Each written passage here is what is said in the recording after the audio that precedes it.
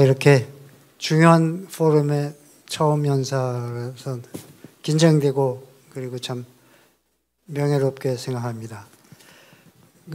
준비를 하면서 25분 동안 뇌과학에 대해서 무슨 얘기를 할까 생각하다가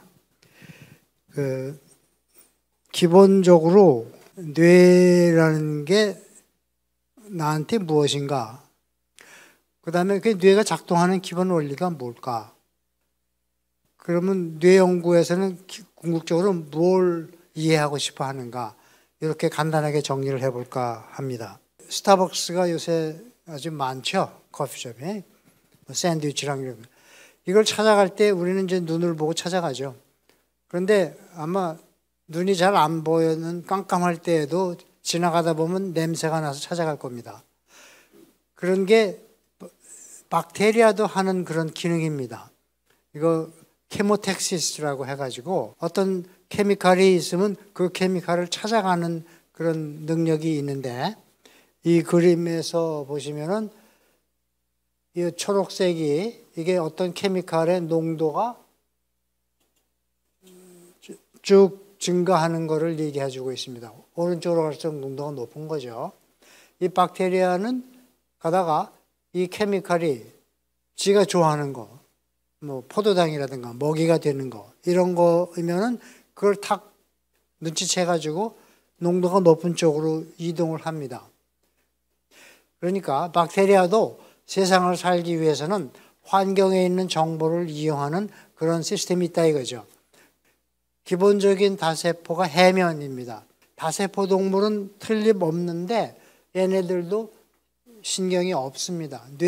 뇌도 당연히 없는 거죠. 그런데 여기 구멍으로 통해 들어가는 거는 그 작은 것들, 그 조류 같은 것들이 이제 들어가게 되죠. 그러면 자기한테 먹을 거라면은 여기서 그거를 필터 해가지고 그걸 양분으로 쓰는 거죠. 그러니까 이거 다세포 동물이지만 신경 없이도 잘 사는 거죠. 자, 그러면 언제 신경이라는 게 생겼을까? 이거 해파리죠. 해파리가 움직이는 방법은 방향성이 없습니다.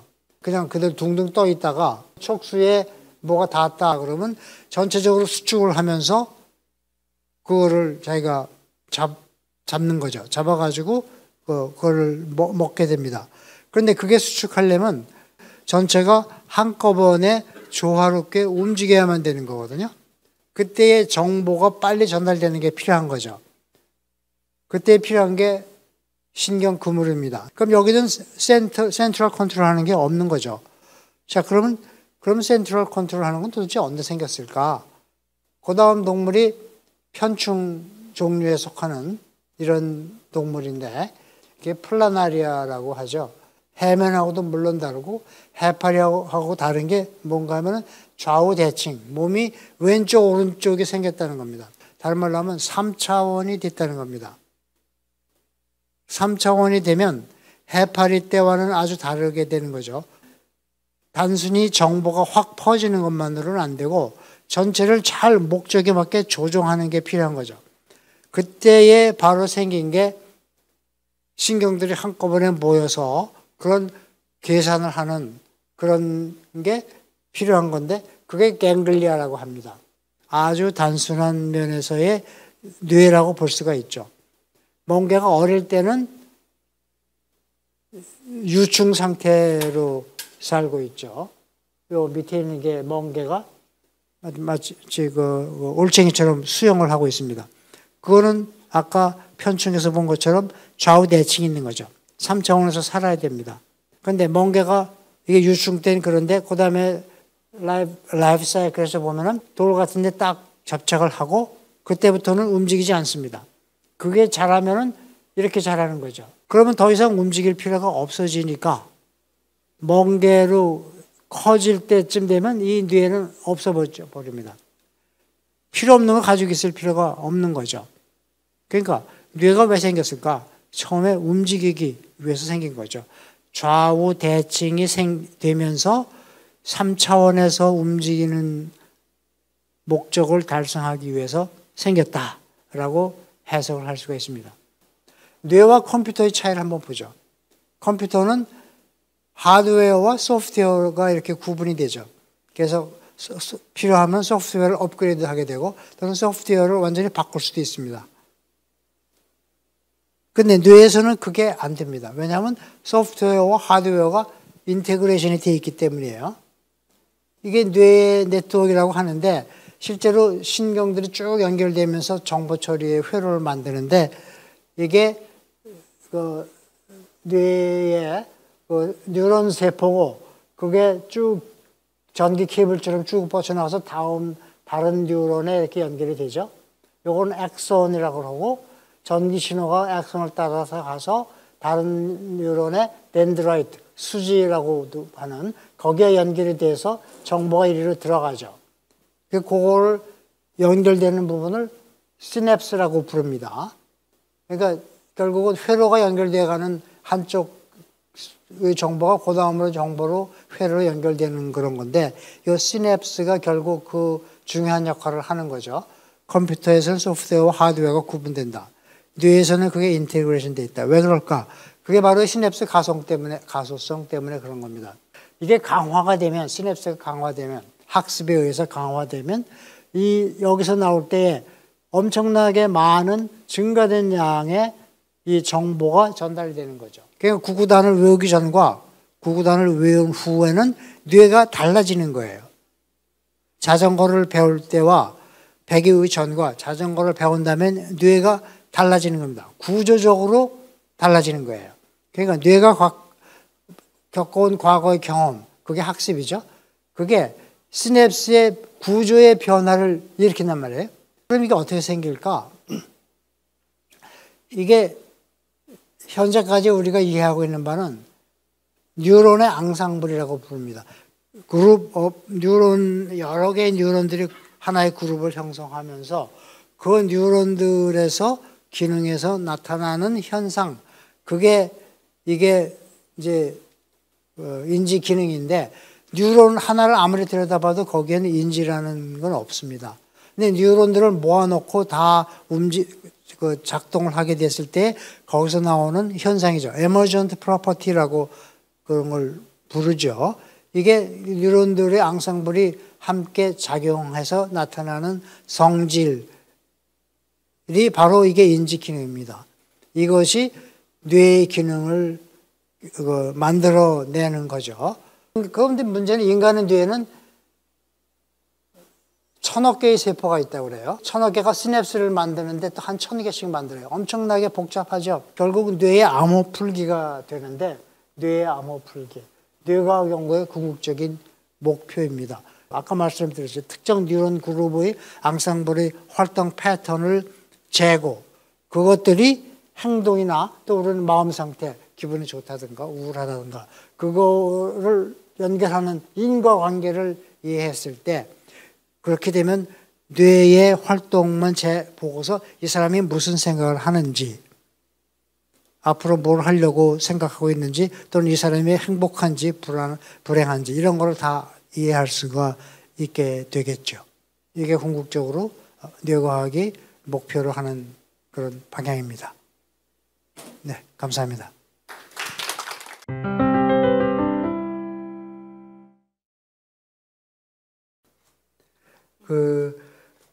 이제 아인슈타인의 뇌가 15%만 사용했다라는 말을 과연 어떻게 계산했는지를 저는 궁금한데 디폴트 스테이트라는 게 있습니다. 뇌가 잠자고 있을 때에도 신경세포들은 다 살아있고 살아있다는 것은 양분을 받아들이고 에너지를 소모하고 그러는 거거든요. 예를 들면 fMRI라는 게 있죠.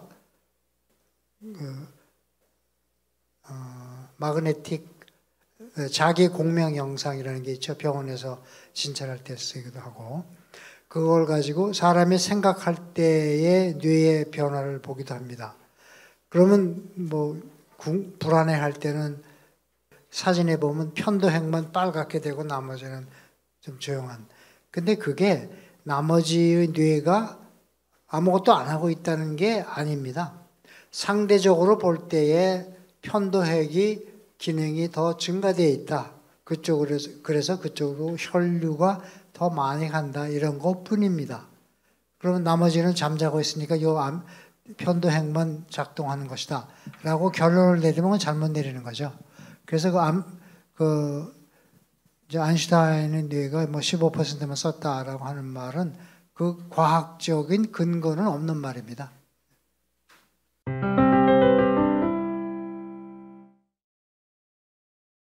그 사실은 모릅니다. 근데 적어도 그럴듯하게 생각할 수 있는 거는 뉴런의 앙상블의 기능의 결과다라고 말씀드렸죠. 그러면은 결국은 그 회로가 얼마나 잘 디자인이 되어 있느냐가 기능에 엄청 큰 차이를 줄 겁니다. 거기에 원인이 뭘까? 그건 유전자와 환경입니다. 유전자에서 몽땅 정해지는 것은 결코 아니고 그 점은 제가 강조를 하고 싶습니다. 환경이 굉장히 중요한 거죠. 그러니까 뇌가 태아에서부터 발달해 가는 과정, 그 결과로 태어날 때 아이가 가지고 있는 뇌의 회로가 있는 겁니다. 엄마 뱃속에서부터 수정된 때부터 지나가면서 엄마 뱃속에서 뇌가 만들어질 때 그 과정이 엄청 중요하고, 그 다음에 태어나서부터 성장하는 과정, 특히 한 3살 때까지의 과정이 중요하다고 하죠. 그 이후에 환경 요소가 어떻게 작동하느냐에 따라서 만들어지는 뇌의 회로가 달라질 수 있다는 거죠. 그런데 뇌의 회로가 좋다 하는 말은 외우기를 잘한다라든가 계산이 빠르다든가 이것만이 아닌 거죠. 한 인간으로서 그 사람이 사회에서 정상적으로 그리고 긍정적인 면으로 어떤 일을 잘하고 기여한다 할 때는 거기에 필요한 사회활동에 사회관계에 필요한 뇌의 기능이 또 있습니다. 그거는 아이를 길러본 분들은 금방 알지만 애들이 참 다르죠. 어떤 애는 원칙을 잘 지키고 정말 소위 말하는 착실하게 하는 애가 있고, 어떤 애는 조금 얼렁뚱땅한데 대신 이 사회 속에서 아주 사람들 속에서 재미있고 즐겁게 항상 분위기 만드는 그런 것들은 다 뇌의 기능입니다. 그러니까 어느 회로가 특별히 좋다라는 것만으로 그 인간의 그 뇌의 능력이 평가받는 것은 아닌 거죠.